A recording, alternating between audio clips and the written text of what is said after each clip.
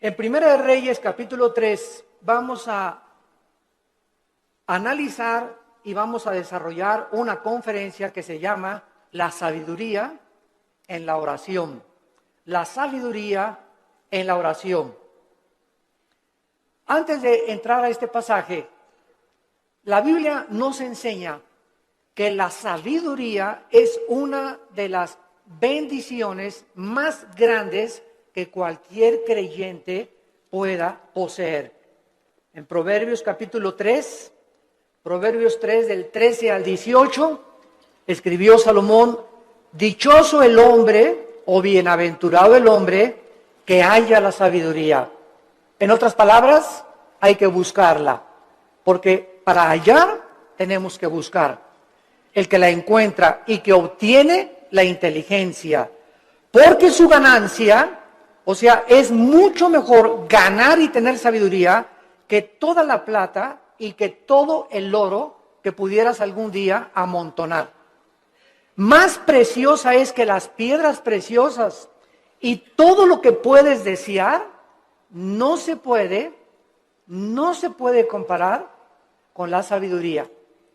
Largura de días está en su mano derecha, en su izquierda riquezas y honra. Sus caminos son caminos deleitosos, todas sus veredas son paz. Ella es árbol de vida a los que de ella echan mano, y dichosos son los que la retienen. Siendo que la sabiduría es tan importante que el dinero, una vez yo le pregunté a Dios: oh Dios, ¿por qué dices que es más importante la sabiduría que el dinero? Porque la mayor parte de la gente diría: bueno, yo prefiero 1000 veces tener dinero que sabiduría. Y la respuesta la vamos a encontrar a través del desarrollo de esta conferencia, porque les voy a dar un adelanto. Si tú tienes dinero y no tienes sabiduría, el dinero que tienes lo vas a malgastar. Lo vas a usar en cosas y en vanidades ilusorias que se convierten en una maldición para tu vida. Escúchame muy bien. Personas que tienen dinero y no saben cómo usarlo, el dinero se convierte en una maldición para sus vidas. Pero si tú tienes sabiduría antes de tener dinero, cuando tengas dinero vas a saber cómo usarlo, dónde usarlo y a qué horas usarlo. Entonces, cuando nosotros tenemos sabiduría, antes que tener una carrera, antes que tener dinero, antes que casarnos, comenzamos a tener la capacidad de saber usar lo que Dios nos ha dado. La sabiduría tiene una definición que es la siguiente, a los que la quieran apuntar. La sabiduría se puede definir como la capacidad o la habilidad para poder entender y discernir qué hacer, cómo hacerlo y cuándo hacerlo. Es la capacidad para poder entender y discernir qué hacer, cómo hacerlo y cuándo hacerlo. También podríamos decir que la sabiduría es la capacidad para saber aplicar el conocimiento. El conocimiento nos lo da la Biblia. Y muchos que me escuchan ya saben que dice la Biblia en Efesios 5, maridos, amen a vuestras mujeres. Eso dice la Biblia, ¿verdad? Y todos los varones dicen, amén, amén, amén.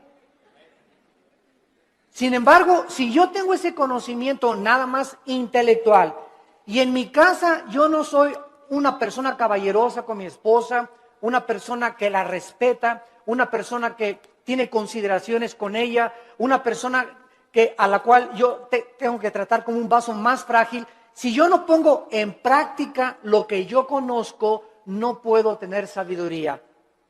La sabiduría entra a mi vida cuando practico lo que yo sé. Porque hay muchos de ustedes que conocen mucho de la Biblia tal vez, o mucho de teología, o que nos están escuchando por televisión, sin embargo, no viven lo que conocen. Dicen una cosa y hacen otra cosa. Y ahí es cuando la personalidad se comienza a desintegrar. Cuando nosotros decimos una cosa y hacemos otra cosa, nuestra mente se comienza a dividir. En la psicología se le llama esquizofrenia, que significa mente dividida. Antes de que se definiera la esquizofrenia, en Santiago capítulo 1, la Biblia decía, hace 2000 años, el hombre de doble alma. Se tradujo el hombre de doble ánimo. La palabra griega es nepesh, que es alma, es inconstante en todos sus caminos. Una persona con la mente dividida no puede ser igual en el trabajo, ni en el autobús, ni en la tienda, ni en el supermercado, ni en la escuela, ni en su casa. Una tiene una personalidad con sus amigos, tiene otra personalidad en la iglesia, aquí llega a la iglesia con cara de San Anselmo o de Santa Rita de Casia. Tiene otra personalidad allá en su trabajo. Son personas que tienen 2 o 3 personalidades porque están desintegrados. Ante sus amigos son aquí, no, allá por aquí. En la iglesia aquí, santo, santo, santo. En su familia son otra cosa. No son de una sola pieza, como decimos en México. Y Dios quiere que tú seas de una sola pieza. Que seas como eres aquí, allá, en la escuela, con tus amigos, a donde quiera que vayas. Y no lo eres porque no eres sabio, porque no tienes sabiduría. ¿Y por qué no tienes sabiduría? Porque no practicas lo que conoces. Ahora, ¿quién nos da esta sabiduría? La Biblia a través del Espíritu Santo. Porque la sabiduría no es amontonar conocimiento, como dicen en este mundo, esa persona es muy sabia, ganó el premio Nobel de Medicina, ganó el premio Nobel de Literatura, y se les consideran, o el científico Stephen Hawking en Inglaterra, que es el científico más grande ateo del mundo, lo considera una persona sabia. ¿A qué le llaman sabia a la gente? A los que tienen mucho conocimiento en determinado área académica. Pero la sabiduría de Dios es la capacidad para vivir, para ser papá, para educar a los hijos, para saber cómo educar a mi esposa, para tratar con el problema de mi hijo, para tratar con el problema de mi hija, para resolver los problemas en mi trabajo. Esta capacidad para resolver problemas en la Biblia se llama sabiduría. Porque hay mucha gente muy inteligente, con mucho conocimiento, sin que sepa cómo vivir. La persona que posee la sabiduría sabe distinguir entre el bien y entre el mal. Manifiesta una conducta responsable, sabe cómo actuar en diversas circunstancias, sabe cómo vestirse en diferentes circunstancias, sabe cómo usar el dinero y sabe cómo dirigir o gobernar una nación, una familia, una empresa y una iglesia. La sabiduría le da la capacidad a los gobernantes de tener un rumbo adecuado en la nación. ¿Qué es lo que vemos ahorita en el mundo? Un mundo de naciones, más de 200 naciones, con gobernantes, la mayoría sin sabiduría. La mayor parte de ellos ya, ¿verdad?, con problemas mentales muy fuertes, posicionados solamente en gobernar, en controlar el pueblo, en controlar a las masas, sin poder ellos beneficiar al pueblo, porque nunca descubrieron que el gobierno es para bendecir a los demás y no a su propio imperio. En Job, el libro de Job, capítulo 28, versículo 28, dice la Biblia: he aquí el temor del Señor es la sabiduría y el apartarse del mal, la inteligencia. ¿Qué es lo que hace a una persona sabia? Temer a Dios. ¿Qué significa temer a Dios? ¿Tenerle miedo? No. Tenerle miedo a Dios te aleja de Dios. Y tener temor de Dios te acerca a Él. Esa es la diferencia entre el temor de Dios y tenerle miedo a Dios. No lo confundan. No es igual la gimnasia que la magnesia. Cuando yo tengo temor de Dios, vengo a Dios y respeto a mi esposa, respeto mis finanzas, pago mis impuestos, trato de tener una conducta responsable. ¿Por qué? Porque tengo el temor de Dios en mi corazón. Muchos de ustedes hacen lo que hacen porque no tienen temor de Dios. Muchos de ustedes, cuando nadie los ve, cuando están jóvenes, se besan, se abrazan, abusan de las caricias y se dicen cristianos. ¿Por qué lo hacen? Porque no tienen temor de Dios. Muchos varones viajan y cuando se meten a un hotel, no está la esposa, no hay nadie, alquilan una película pornográfica. ¿Por qué lo hacen? Porque creen que nadie los ve. Pero cuando tú tienes conciencia de que Dios te ve no harías las cosas que tú haces si tuvieras el temor de Dios. Esta es la razón por la cual Salomón, regresamos ahora a nuestro pasaje, estaba preocupado por ser un rey sabio. Era joven, acababa de consolidar su poder, acababa de sofocar una rebelión interna de gobierno de su hermano Adonías, eliminando a sus enemigos. Y la nación de Israel se encontraba ahora perfectamente unificada por un liderazgo que era él, y había paz por todos lados. Su padre David acababa de morir y él estaba ahora sentado en el trono. Y Salomón, cuando está sentado en el trono, sintiendo su inmadurez, su incapacidad y su falta de experiencia, le pide a Dios sabiduría para poder discernir y poder gobernar a un pueblo tan grande. ¿Qué es lo que nosotros debemos hacer también cuando muchos de ustedes, jóvenes que me escuchan, se casan a los 23 años? Te casas, chamaca, a los 18 años, tal vez porque te embarazaste antes, o te casas a los 20 años de edad. Dices, ¿verdad? Dios mío, tengo 23 años y estoy casado. Y ahora tengo que trabajar y voy a tener que tener sabiduría para educar a mi esposa, para saber qué empleo poder tener, para saber cómo educar a mis hijos. Dios mío, reconozco mi incapacidad. Señor, reconozco mi inmadurez. Oh, Dios mío, ayúdame. Y cuando nosotros tenemos esa actitud de reconocer, Padre, ahora mi negocio creció, las iglesias crecieron, ahora tengo más hijos. Señor, no sé cómo manejar esto. Para eso está Dios, para darnos la sabiduría, la capacidad de saber qué hacer. Y no hablarle a Walter Mercado, ni a la doctora Corazón, ni al psiquiatra, ni al psicólogo, sino consultar en su palabra. Aquí en la Biblia se encuentran los consejos de la sabiduría y de la inteligencia. Esto es lo que Salomón adquirió cuando se sentó. Y vamos ahora a darle lectura al primer capítulo del primer libro de los Reyes, capítulo 3. Y vamos a ver, en primer lugar, algunas cosas que nos comienzan a vislumbrar el corazón de Salomón antes de entrar en el tema principal de la conferencia. Veamos en primer lugar en el versículo 1 el compromiso político y diplomático que Salomón comenzó a ejercer. Salomón hizo parentesco con Faraón, rey de Egipto, pues tomó la hija de Faraón y la trajo a la ciudad de David. Entre tanto que acababa de edificar su casa y la casa de Jehová y los muros de Jerusalén alrededor. Salomón, entrando a su reinado, inmediatamente supo que necesitaba a Egipto, que necesitaba a Siria, que necesitaba a Jordania, que las naciones de alrededor eran importantes para poder tener una buena relación política y diplomática. No quería la guerra. Entonces, Salomón, en aquel tiempo, los países hacían alianzas dando a la hija del rey al hijo del otro rey o al rey mismo. Entonces, los matrimonios en tiempos de Salomón eran por compromiso político.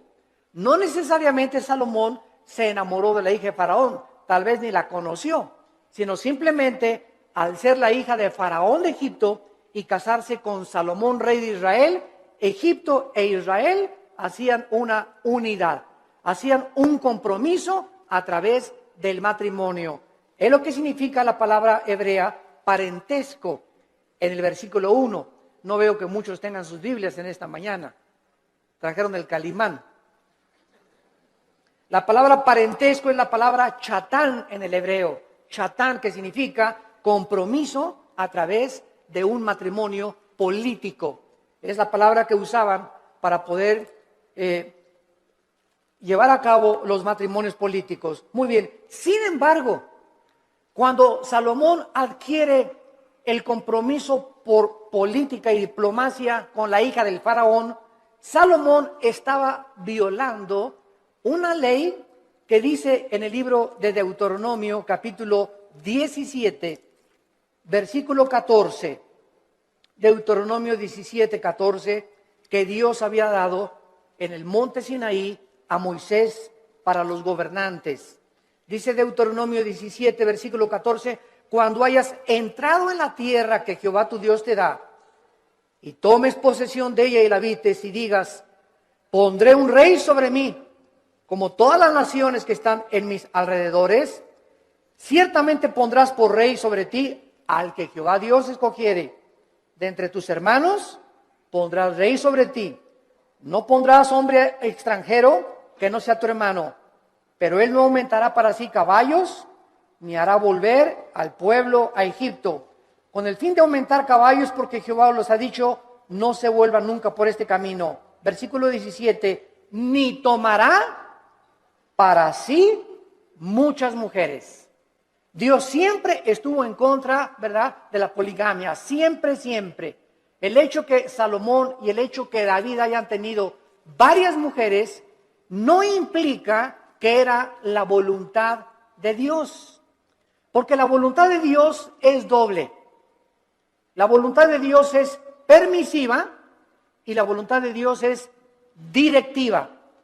Dios te da permiso de que te cases con ese roto quinto patiero. Dios te da permiso de que te hagas socio de esa persona que no es cristiana. Pero no significa que al permitirte Dios que hagas lo que hagas, no significa que era su voluntad que te casaras con ese muchacho o con esa muchacha, porque lo hiciste encaprichado en hacer algo y Dios nos deja que nosotros recojamos las consecuencias de lo que hemos arado y de lo que hemos sembrado. La cosecha es de nosotros, pero no significa que era la voluntad directiva de Dios. La voluntad directiva de Dios es: yo tengo para ti una mujer que te va a ser fiel, que va a ser la mujer de tus hijos. Espera el tiempo en que yo te la traiga. Si tú te impacientas, te casas con la equivocada y te va como infierno. Y después cuando te cases, pues es que Dios, si hubiera querido, hubiera impedido que me casara con Chencho. ¿Sabes una cosa? Dios te dejó que te casaras con Chencho y claro que lo podía impedir, pero si lo hubiera impedido, hubiera violado tu libertad, el libre albedrío. Y ya no seríamos, ¿verdad?, personas, agentes morales, seríamos robots y seríamos títeres de un Dios que Él hace lo que Él quiere. Y Él nos ha dado el libre albedrío para que seamos responsables de las decisiones y las consecuencias que las decisiones que hagamos vamos a recoger. Vamos a ver después cómo acabó Salomón precisamente por estas decisiones equivocadas que llevó a hacer. En segundo lugar, dice el versículo 2 que hasta entonces, o sea, hasta el tiempo de Salomón, el pueblo sacrificaba en los lugares altos, donde regularmente los paganos hacían los sacrificios. Y Dios nunca quiso que Israel sacrificara en los lugares altos, pero hasta que Salomón acabó el templo y se ofrecieron sacrificios en el lugar donde Dios quiso que se ofrecieran, Dios permitió que se llevaran a cabo sacrificios en los lugares altos. Dice el versículo 2, porque no había casa edificada al nombre de Jehová hasta aquellos tiempos. Salomón tenía una capacidad, en segundo lugar, como constructor. Si ustedes leen todo el primer libro de Reyes, es increíble la arquitectura, la hermosura de la decoración del templo de Salomón, de los cuadros que mandó traer. Tenía 12, su trono tenía leones de oro en las escaleras. Su trono donde Salomón se sentaba era de oro puro. Nunca ha habido, nunca en la historia, ni Bill Gates, ni el señor Slim, ni los Kennedy, ni los Rothschild, ni ningún millonario ha tenido el dinero que ha tenido y las riquezas del rey Salomón. Pero al mismo tiempo que Salomón ha tenido las riquezas inimaginables que cualquier persona haya podido alcanzar, ni los árabes tampoco, ni los sheiks en Arabia, Salomón al mismo tiempo, vamos a ver, era el hombre más sabio de toda la historia que ha existido. El hombre más sabio, imagínense, tenía millones de billones de riquezas y al mismo tiempo tenía la sabiduría que al final de su vida la hizo a un lado y pues ya es otro cantar, ¿verdad? Él se aparta de Dios, apostata y después regresa a Dios y escribe el libro de Eclesiastés, que es el compendio de sabiduría después de Proverbios más grande de toda la Biblia, el libro de Eclesiastés.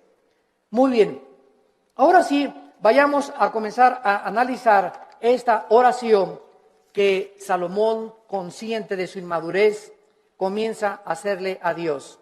Dice el versículo 5, y se le apareció Jehová a Salomón en Gabaón. Se le apareció Jehová a Salomón en Gabaón. ¿A cuántos de ustedes se les ha aparecido Dios? Todos podemos decir, ¿verdad? A ninguno. Pero esto es una verdad parcial, porque cada vez que hables la Biblia, se te aparece Dios. Ya no tenemos manifestaciones visibles de Dios, ni audibles como en los tiempos antes en el Antiguo Testamento.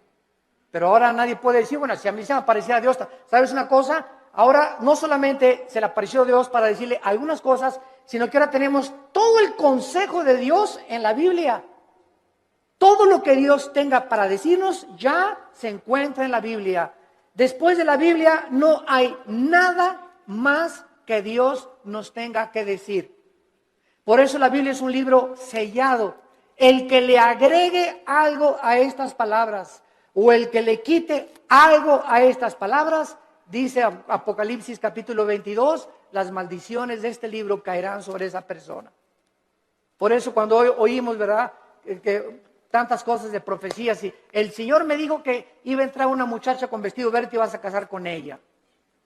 Y el Señor me dijo que de aquí de esta iglesia van a salir ríos de agua viva. Y el Señor dice que un avivamiento va a venir en Guatemala o va a venir en España, etcétera, etcétera. ¿A quién le dijo eso el Señor? ¿Quién sabe? Tal vez cenó pizza en la noche a las 12 de la noche. Y comienzan a decir cosas que no están en la Biblia, que asumen que Dios dijo, pero Dios no lo dijo. Porque profetizar no es anunciar el futuro. Profetizar es comer esta palabra y cuando hablas, hablas esta palabra. La persona que predica la palabra es un profeta. Un profeta no es una persona que dice, va a pasar esto o va a pasar aquello. Esos son adivinaciones. No confundas la profecía con la adivinación. Ahora, en el Antiguo Testamento había videntes. La palabra naví en el hebreo, que se les dio profecías del futuro. Todo lo que va a pasar ya está escrito en la Biblia. Cuídense cuando va a temblar en Toluca en febrero del 2011. Y el Señor me dijo que a las 10 de la mañana, cuídense, hermanos y hermanas en Cristo, de todas estas falsas profecías. A la luz y al testimonio. Si no es a la palabra de Dios, no les ha amanecido, dice el profeta Isaías. Entonces Salomón tiene la aparición de Dios en sueños y le dice, Dios es Salomón. Escuchen esto, versículo 5. Pide lo que quieras que yo te dé. Ni Santa Claus, ¿verdad? Ni Aladín y la lámpara maravillosa, cuando el genio se aparecía y le decía a Aladín, no, pídeme lo que quieras. Aquí estamos ante el Dios creador de los cielos y de la tierra. ¿Y qué vemos en primer lugar? Una invitación de Dios que Él nos hace, no solamente a Salomón, sino también a nosotros en el Nuevo Testamento. Clama a mí y te responderé, dice Jeremías 33:3. Y te enseñaré cosas grandes y ocultas que tú no conoces. Ahora aquí inmediatamente podríamos asumir, si aparece Dios, pídeme lo que quieras, un Cadillac último modelo, Señor.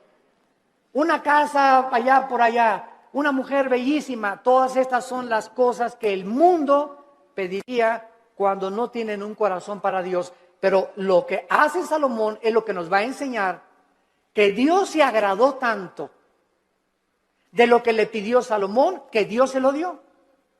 Entonces vamos a descubrir en esta mañana que cuando nosotros oramos conforme a la voluntad de Dios, Dios nos concede las peticiones que le hayamos hecho. Esta palabra que Dios usa para pedir, Saal, en el hebreo, se usa 8 veces en este solo capítulo. Y lo primero que vemos es el verdadero incentivo para orar. ¿Qué es lo que nos debe motivar para orar? Que al Dios que le estamos pidiendo es un Dios generoso. Toda buena dádiva y todo don procede del Padre de las luces, Santiago capítulo 1, en el cual no hay sombra ni variación alguna. Y el que tenga falta de sabiduría, Santiago capítulo 1, el que tenga falta de sabiduría, pídasela a Dios que se dará sobreabundantemente.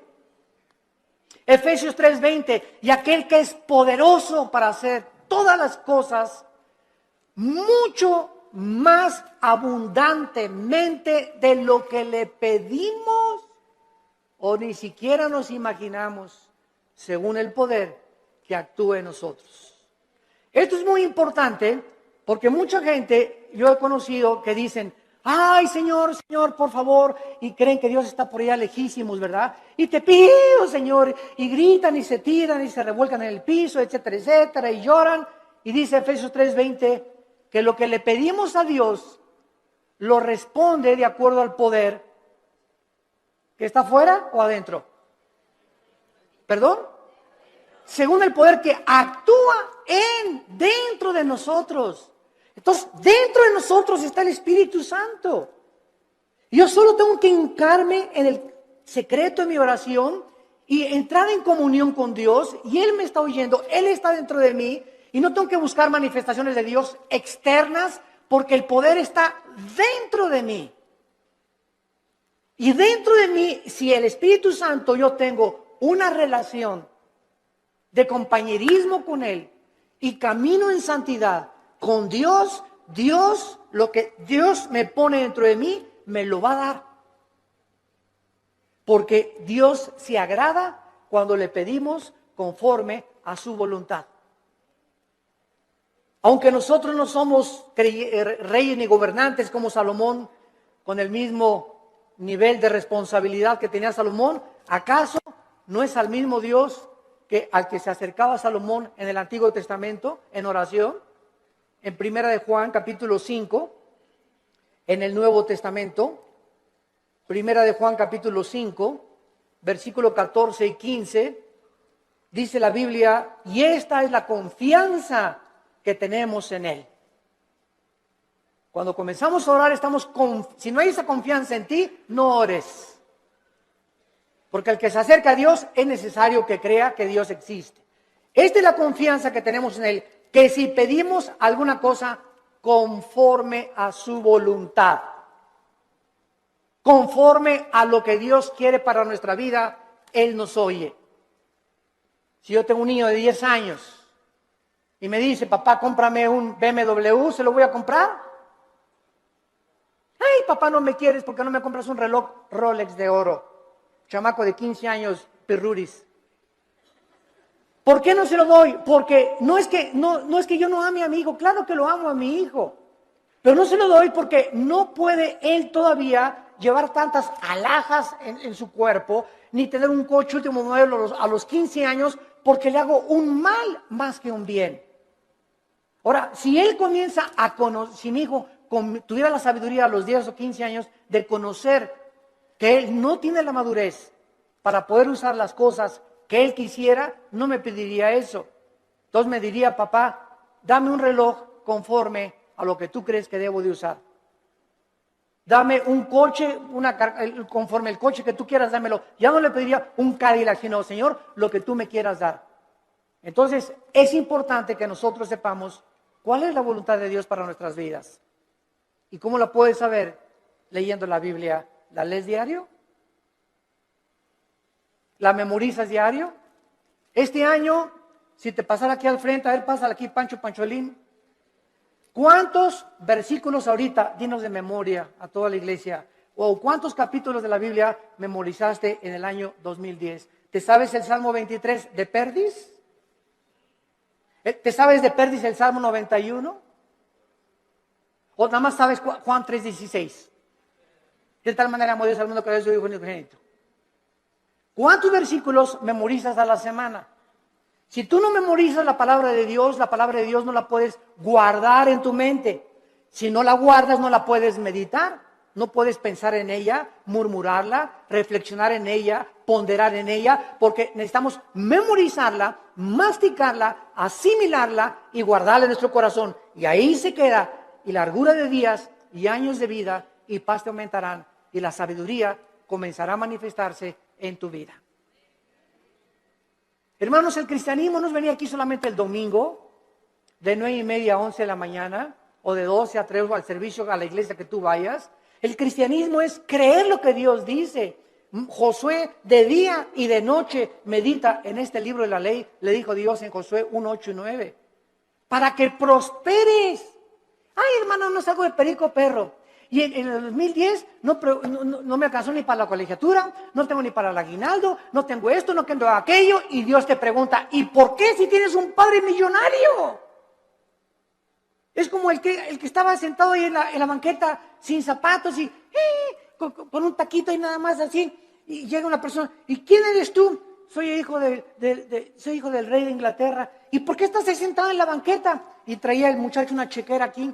Pues porque no creo que mi papá me vaya a lo que me tenga. Mira, la chequera la tienes en blanco y tu papá te dio la chequera en blanco para que pongas la cantidad de los cheques que tú quieras. No tienes por qué estar como un limosnero pidiendo en la calle. Y la chequera es la Biblia. Tenemos la chequera de Dios para que la guardemos aquí en nuestro corazón y no andemos ahí mendigando ni causando lástimas. Tenemos un Padre que nos quiere dar todo, pero ¿por qué no nos los da? Porque le pedimos conforme a nuestros gustos. Le pedimos cuando lo necesitamos, cuando tenemos una tragedia, cuando viene un problema moral, cuando nos enfermamos, cuando estamos en el hospital. Señor, ayúdame. Señor, te pido, mi hija se fue a mi casa. Ayúdame con este negocio y ya no tengo dinero y no me alcanza. Pero los días anteriores, los meses anteriores, ¿has tenido compañerismo con Él? ¿Lo has amado con todo tu corazón? ¿Eres santo? ¿Amas a tu esposa? ¿Bendices a tus hijos? ¿Les enseñas la palabra de Dios a tus hijos? ¿Eres honesto en tus negocios? Entonces Dios no puede darte, porque el que es infiel en lo poco, en lo mucho lo es. Si Dios te bendijera y te diera y te ayudara, te echaría a perder, porque no tienes la sabiduría para vivir y tener lo que Dios te quisiera dar. Reflexionen y mediten en esto profundamente, santos de Dios. A continuación, dice el versículo del 6 al 8, no solamente que tenemos el incentivo para orar, la generosidad de Dios. Ahora veamos el fundamento de la oración, la seguridad de que Dios nos va a oír. Dice el versículo 6 y 7, Primera de Reyes capítulo 3, si Salomón dijo, dame un Cadillac, hazme millonario, dame $1,000,000 y le doy $500,000 de ofrenda a la iglesia. Es la oración de casi todos los cristianos. Bendíceme, Señor, si me das 5 millones de pesos, te prometo que le doy 3 millones de pesos a la iglesia. ¿Sabes una cosa? Tú dices, ¿cuánto tienes ahorita en el bolsillo? Pues ahí tengo como unos 5,000 pesos. Primero sé fiel con los 5,000 pesos antes que me pidas 5 millones de pesos. Y si no has sido fiel con lo poquito que te he dado, tampoco lo vas a hacer cuando yo te lo dé. A mí no me ves la cara, dice el Señor. Dios no puede ser burlado. Entonces tenemos que entender eso, ¿verdad? Vean ustedes ahora cuando Dios le dice a Salomón, pídeme lo que quieras.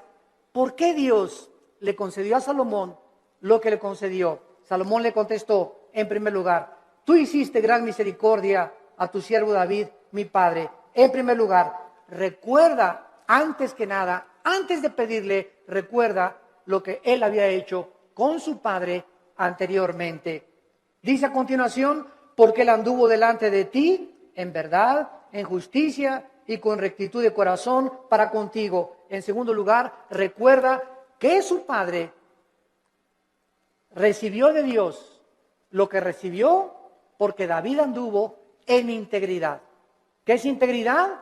Hacer lo que nosotros decimos. Vivir lo que nosotros predicamos.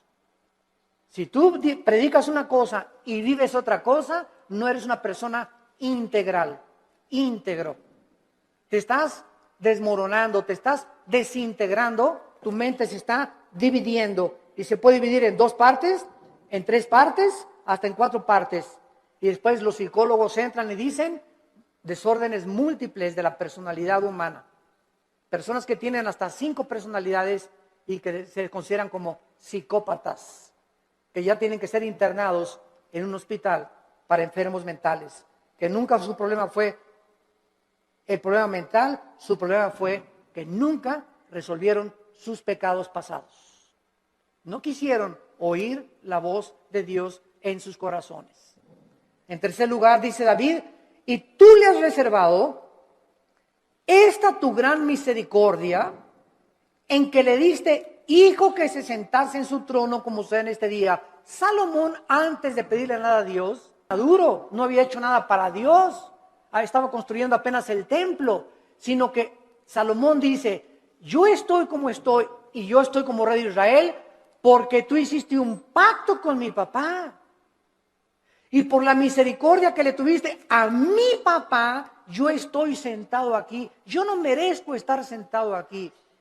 Lo estoy por causa de la misericordia que tú tuviste para con mi padre. Y esto es algo muy importante porque muchos de ustedes están donde están por las oraciones de tu mamá, por las oraciones de tu padre, tal vez las oraciones de tu abuelo que tú no llegaste a conocer. Pero Dios nos ha prometido, la generación de los justos será bendita. La generación de los justos será bendita y sus hijos heredarán la tierra. Salmo 112, 1 y 2. ¿Qué significa esto?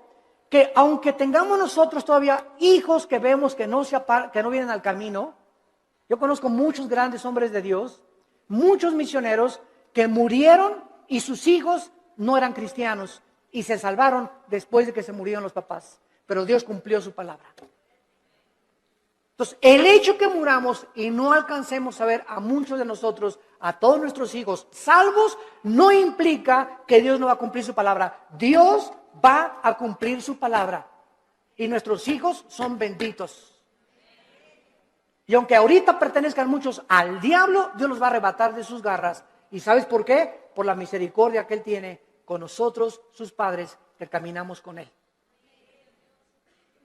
Pero si tú no eres un padre que caminas con Dios, si tú no eres un padre fiel con Dios, si tú no caminas en santidad, estas promesas no pueden tener cumplimiento. La misericordia de Dios es sobre los que le temen y sobre de ellos hará conocer sus pactos.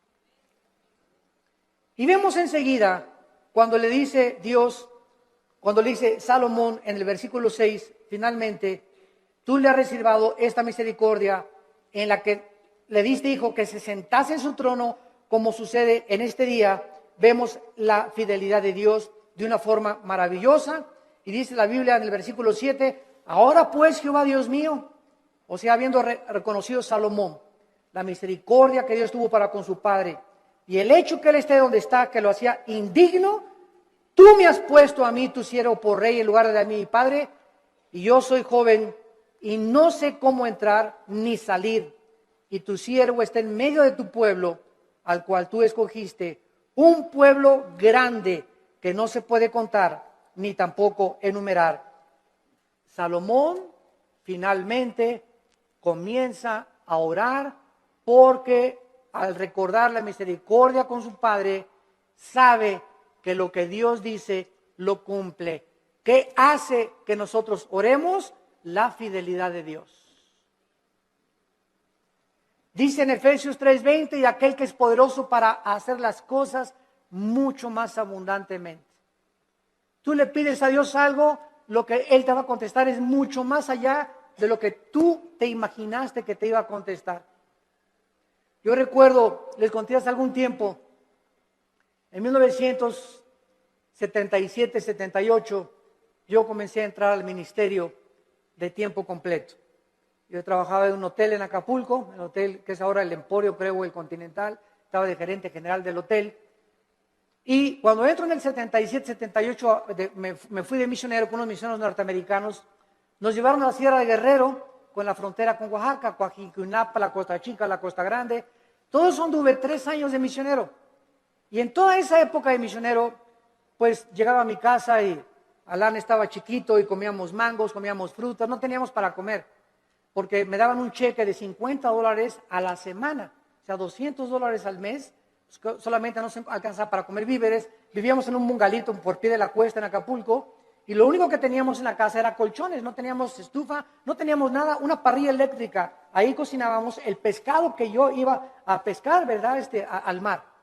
Entonces, durante todo ese tiempo, Dios me mostró su fidelidad. Nunca nos faltó pescado, nunca nos faltaron mangos en los árboles, ni tampoco manzanas, y peces. Aventaba el anzuelo y a las 2 o 3 horas agarraba 3 o 4 huachinangos y grandes peces, y comíamos ostras, y comíamos las cucarachas que se pegaban en las piedras. Me bajaba a bucear y las raspábamos así con limoncito, ¿verdad? Ricas así, y eso es lo que comíamos por 3 años. Hasta 1985 pasaron 8 o 9 años de mi ministerio cuando por primera vez compramos un refrigerador. Compré una lavadora de esas que vendían en Salinas y Rocha, de esas que chun chun que hacen así, para acá y para atrás. Las señoras ya saben cuáles son, ¿verdad? Así es, las lavadoras antiguas. Pagué como 3 años en pagarla, y hasta el 85 me regalaron una camioneta combi usada con 80,000 kilómetros, y en esa nos transportábamos después de tantos años de caminar y conocer a Dios. Entonces, Dios es fiel, pero Dios no te da las cosas así. Y ahora todo el mundo quieren casarse, ya quiero un plasma, y quiero tapetes que vengan de España, y cuadros así, y quiero un coche último modelo, y ya todo el mundo ahorita es una ambición.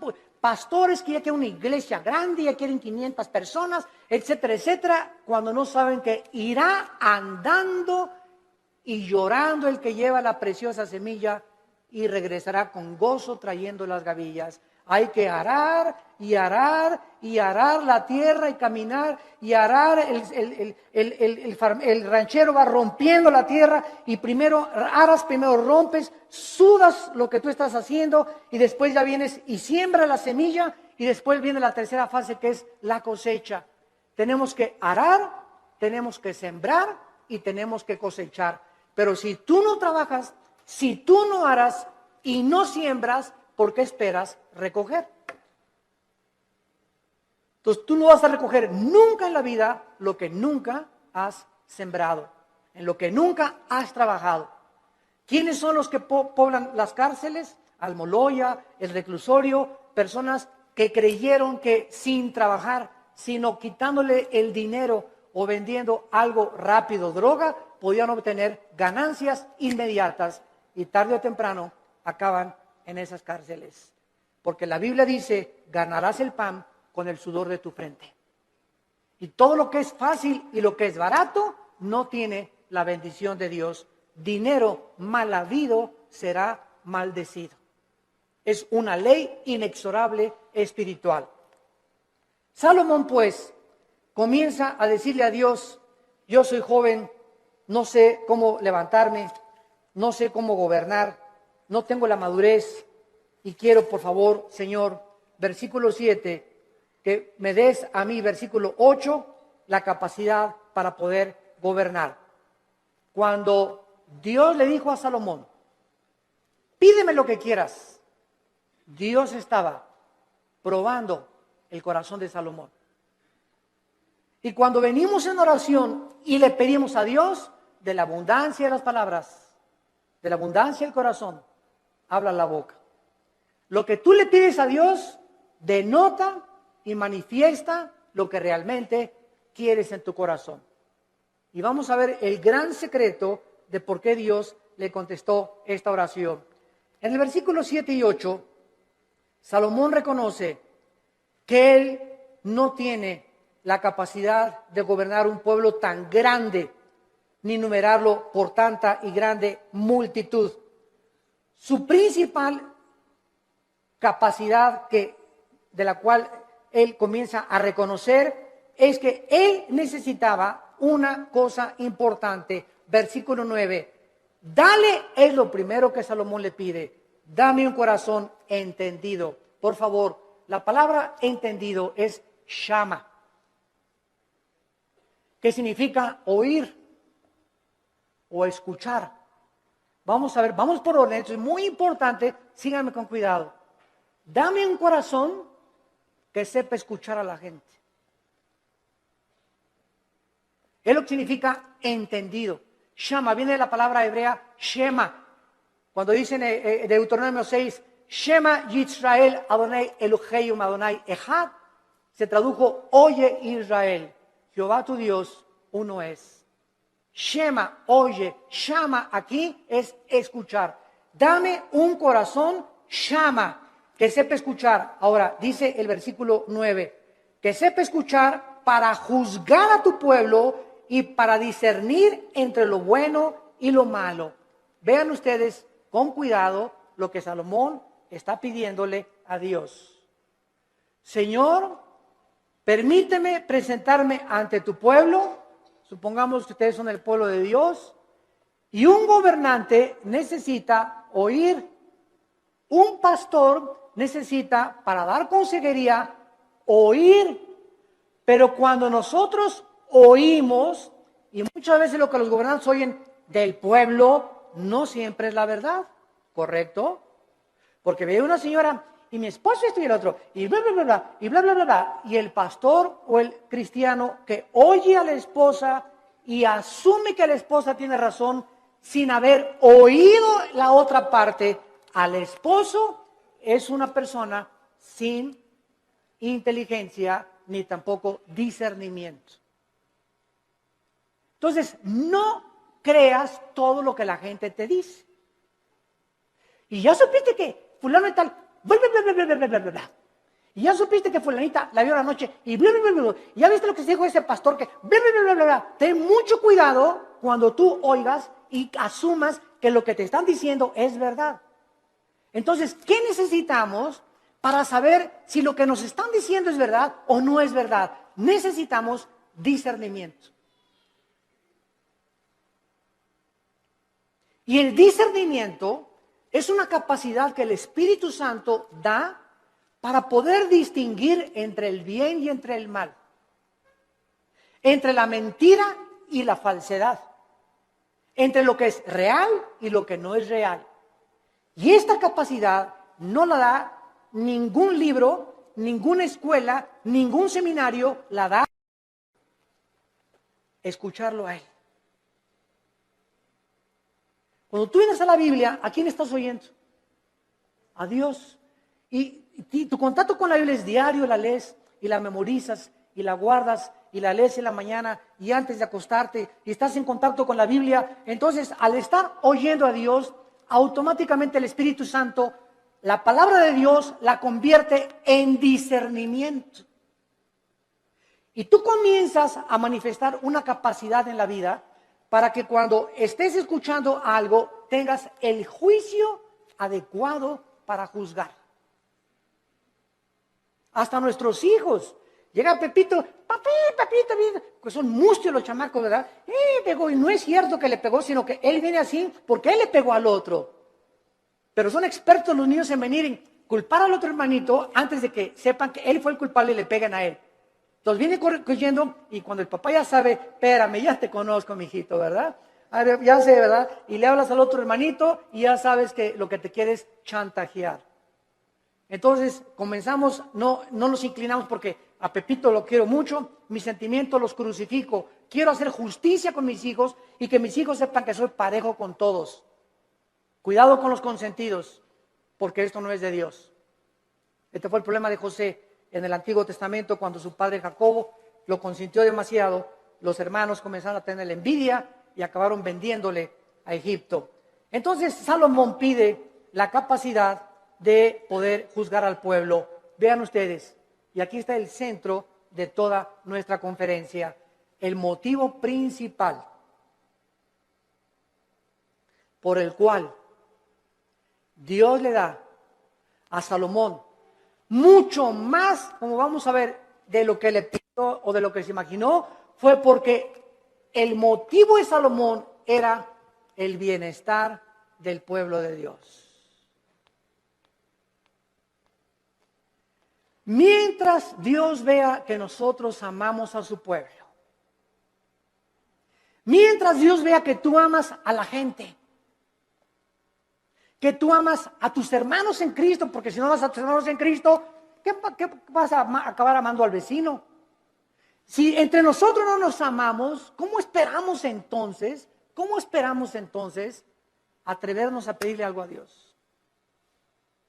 Si entre nosotros nos volteamos los cañones unos contra otros y nos atacamos unos a otros, y atacas a ese pastor, y atacas a ese hermano, y a ese coordinador, y ese decán, y ese seguridad afuera que me dijo que no me estacionara aquí, ¿y tú qué te crees que no sabes quién soy yo? Y tenemos esa actitud de siempre autoritarismo, y siempre soberbia, y siempre mis intereses, y yo, el rey del yo.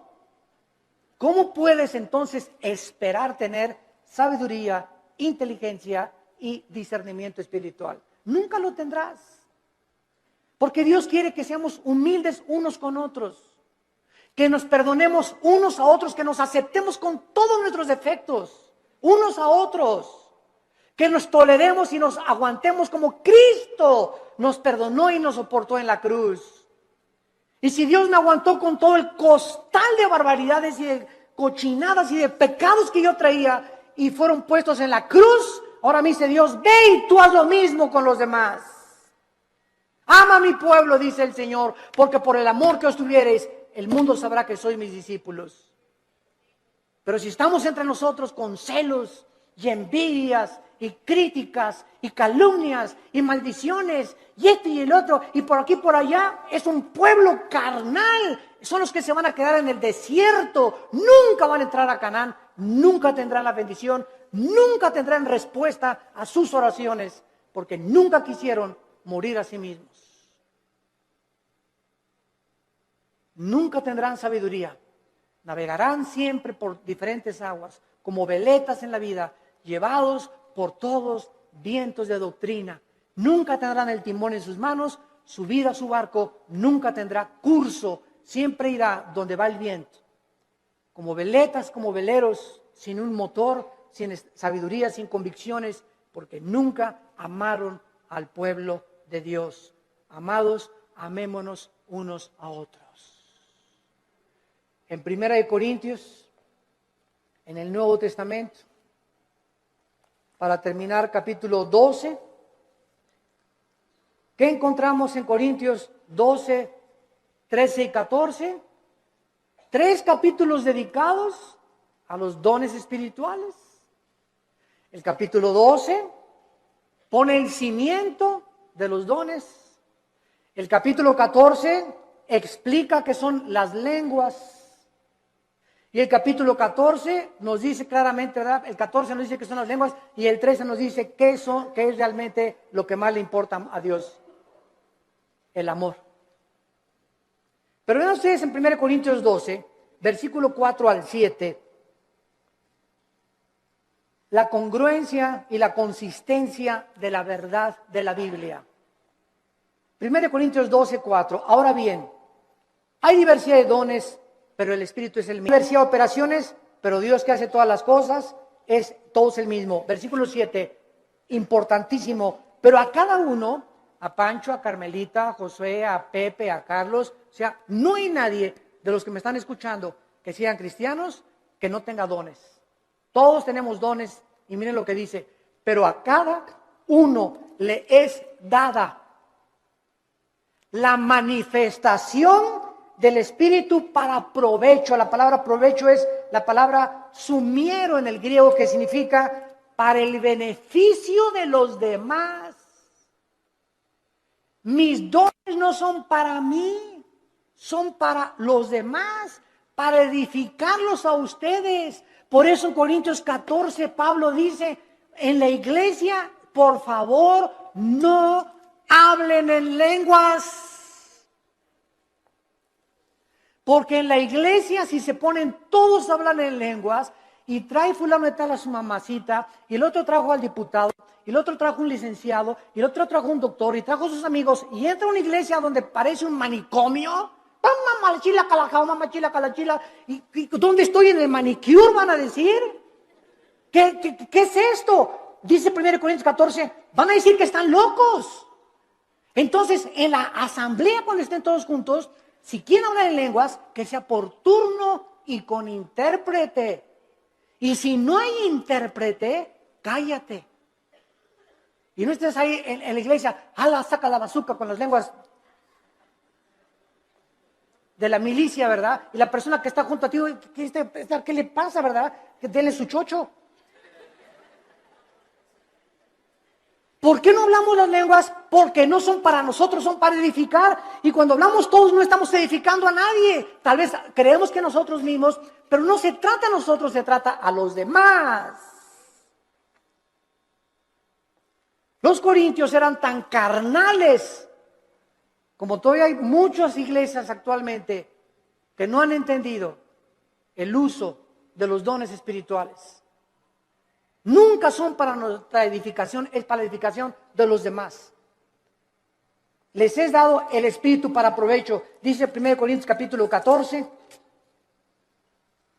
El que profetiza, versículo 3, habla a los hombres para edificación. Versículo 4, el que habla en lengua extraña, así no se edifica, pero el que profetiza edifica a la iglesia. Versículo 5, así que quisiera que todos hablaran en lenguas, pero más que profetizaran, porque mayor es el que habla, el profetiza, que el que habla en lenguas, a no ser que las interprete, para que la iglesia reciba edificación. Versículo 12, así también ustedes que anhelan dones espirituales, procuren abundar en ellos para edificación de la iglesia. Más de 7 veces en un capítulo dice Pablo, los dones son para los demás, para el beneficio común. Viven para los demás. Padre, dame sabiduría, no para ser sabio, para educar a mi familia. Padre, dame sabiduría para ser pastor y ser un pastor que sepa aconsejar para poder bendecir a tu pueblo. Padre, dame propiedades o dame bienes materiales conforme a ti para edificar a tu pueblo. No nos interesa para mí, para edificar a tu pueblo. Cuando nosotros tenemos en el corazón el pueblo de Dios, Dios bendice sobreabundantemente. Porque nadie vive para sí mismo, vivimos para los demás. Y el secreto de la felicidad, como les decía ayer en el desayuno, es vivir para los demás. Ahí se encuentra el secreto de la felicidad. Tu casa es úsala para la gloria de Dios. Tu coche, úsalo para transportar hermanos, úsalo para el reino de Dios. Tu dinero, úsalo para el reino de Dios. Dios no está en contra que tengas ahorros, ni que tengas dinero, pero no ahorres más de lo debido. No seas más avaro, no tengas más propiedades de las debidas, porque te conviertes en persona avariciosa. Estás guardando ya de más y mañana te vas a petatear. Mañana cuelgas los tenis, como dicen los jóvenes. Mañana partimos tal vez a casa y lo que has hecho, ¿para quién se le quedó cuando se pudo usar para la gloria de Dios? Cuando tenemos ya esa visión, Dios nos comienza a derramar abundantemente todas aquellas cosas que Él anhela, porque Él busca instrumentos a través de los cuales Él pueda canalizar su gracia y sus bendiciones para los demás. Abraham, desde el principio de la Biblia, Abraham, te voy a bendecir para que tú seas bendición a las naciones. Todo lo que Dios nos da no es para echarle aquí y aquí y aquí. Dios me da para darlo. Dios me da para darlo. Si Dios me da y lo sigo guardando y no lo saco, me va a romper las bolsas y lo que tengo no lo voy a aprovechar. Y entonces el diablo viene, como dice Malaquías 3, el devorador, y se lleva aquello que le pertenecía a Dios. Nos comienza a robar lo que le pertenecía a Dios, porque no hemos entendido que la sabiduría es para bendecir al pueblo de Dios. Gracias por tu palabra, Señor, en esta mañana. Te damos gracias, Señor, porque eres inmensamente generoso y bueno para con todo tu pueblo.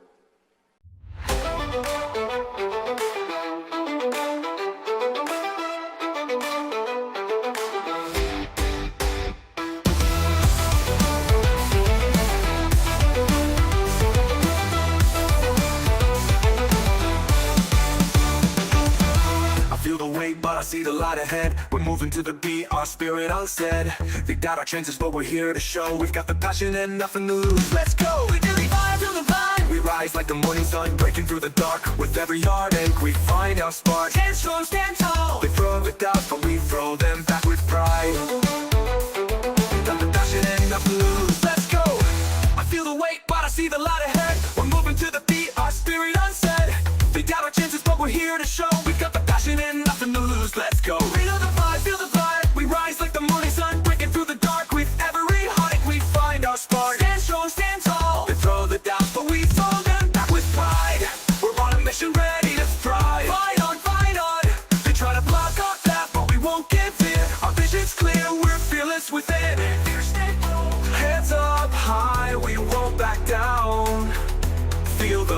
let it shake the ground. Victory's near, don't let them bring you down. We're on the edge, about to turn it around. Every doubt we erase, every fear we face. Victory's near, give it all your pace. In the heart of the struggle, dreams come alive. We're dancing through the pain with the will to survive. The words can't hurt us, we're stronger than they know. We rise above, let our spirit glow. Dance with me, dance with me. We feel the rhythm, it's pulsing through our soul. With every step we break free from control. Break free, break free. We're shouting out loud, we got a message clear. The future is ours, we're paving the way year by year. Pave the way, pave the way. No more looking back, the past is gone. We're moving forward, pushing on. Keep going, keep going. In the darkest night we find our way. With the beat of the drums we seize the day. Hold on to hope, don't let it fade. We're unstoppable, this we've made. Victory's near, feel it in the air. But we're almost there, don't lose your flair. With every step we're closer to the prize. Victory's near, it's time to rise. Heads up high, we won't back down. Feel the beat, let it shake the ground. Victory's near, don't let them bring you down. We're on the edge, about to turn it around. Every doubt we erase, every fear we face. Victory's near, give it all your pace.